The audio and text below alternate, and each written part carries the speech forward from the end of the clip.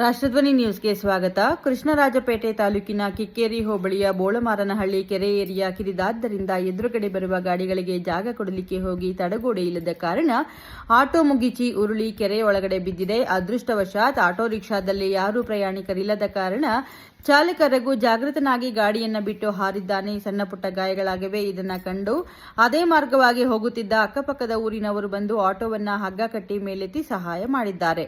ಈ ತಡೆಗೋಡೆ ಮಾಡಲಿಕ್ಕೆ 2 ವರ್ಷದ ಹಿಂದೆ ಗ್ರಾಮದ ಸಮಸ್ತ ಮುಖಂಡರೆಲ್ಲರೂ ಸೇರಿ ಹೇಮಾವತಿ ಹಾಗೂ ಶ್ರೀರಾಮದೇವರ ಎಡದಂಡೆ ನಾಲೆ ಎಕ್ಸಿಟ್ ಇಂಜಿನಿಯರ್ ಚನ್ನರಾಯಪಟ್ಟಣ ಇಲಾಖೆ ಹಾಗೂ ಶ್ರವಣಬೆಳಗೊಳ ಸಬ್ ಉಪ ವಿಭಾಗ ಇಲಾಖೆಯವರ ಗಮನಕ್ಕೆ ತಂದು ತಡೆಗೋಡೆ ನಿರ್ಮಾಣ ಮಾಡಲಿಕ್ಕೆ ಪತ್ರದ ಮುಖಾಂತರ ಸಮನ್ವಯ ಅರ್ಜಿ ಕೊಟ್ಟಿರುತ್ತಾರೆ.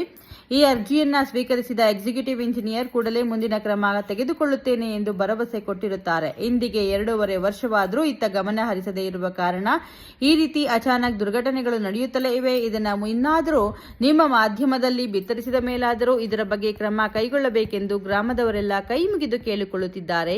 ಈ ತಡೆಗೋಡೆ ಬಗ್ಗೆ ಶ್ರವಣಬೆಳಗೊಳ ವಿಧಾನಸಭಾ ಕ್ಷೇತ್ರದ ಜನಪ್ರಿಯ ಶಾಸಕರಾದ ಸಿಎನ್ ಬಾಲಕೃಷ್ಣರವರು ಮತ್ತು ಕೃಷ್ಣರಾಜಪೇಟೆ ಕ್ಷೇತ್ರದ ಜನಪ್ರಿಯ ಶಾಸಕರಾದ ಎಚ್ಟಿ ಮಂಜಣ್ಣನವರು ಇಬ್ಬರು ಒಂದುಗೂಡಿ ಕೆರೆ ಏರಿಯಾ ತಡೆಗೋಡೆ ಬಗ್ಗೆ ಕೂಡಲೇ ಜಲಸಂಪನ್ಮೂಲ ಇಲಾಖೆಯವರಿಗೆ, ಹೇಮಾವತಿ ಕಚೇರಿಗೆ ಹಾಗೂ ಜಿಲ್ಲಾ ಡಿಸಿರವರಿಗೆ ಖುದ್ದಾಗಿ ನಿಂತು ತಡೆಗೋಡೆ ನಿರ್ಮಾಣ ಮಾಡಿಸಿಕೊಡಬೇಕೆಂದು ಬೋಳಮಾರನಹಳ್ಳಿ ಗ್ರಾಮದವರು, ಅಕ್ಕಪಕ್ಕದ ಗ್ರಾಮಸ್ಥರು ವಿನಂತಿಸುತ್ತಿದ್ದೇವೆ.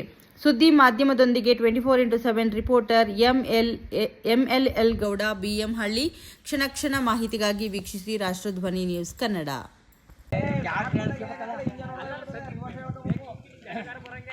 ಬನ್ನಿ ನೋಡೋಣ.